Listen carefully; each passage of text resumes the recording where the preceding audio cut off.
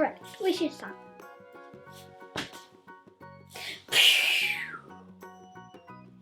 Hi guys, it's Natalia again.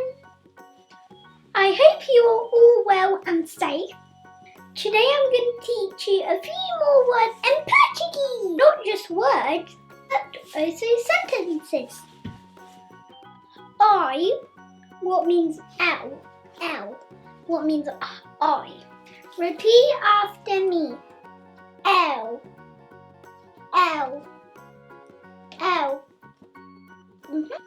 Next word, what is você? Você, what means you? Repeat after me. Você. Você. Você. Você. Ele means he. Ele, he. Ele, he. Ela means she. Ela means she. Eu, você, ele and ela. Wonderful. Now I teach you some sentences. Now a very important word.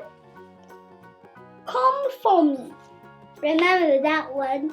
Come for me. It's a very important word. Remember. Come for me. This is how you write it. It means hungry. So you say, I'm hungry. You say, eu estou com fome. Eu estou com fome. This is how you write it. You can say in a quicker way, eu estou com fome. This is how you write it. Instead, estou, so you say to. Another sentence for you. Ela está feliz. So that means she is happy. She is happy. Feliz means happy. Happy. I'm happy now. Teaching makes me very happy. Let's summarize. What do we know? Eu, você, ele, ela. And I told you a few sentences.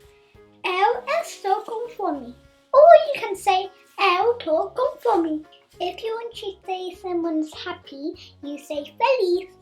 So you can say, ela está feliz. Or you can say, ela está feliz. Obrigada for watching. Ciao!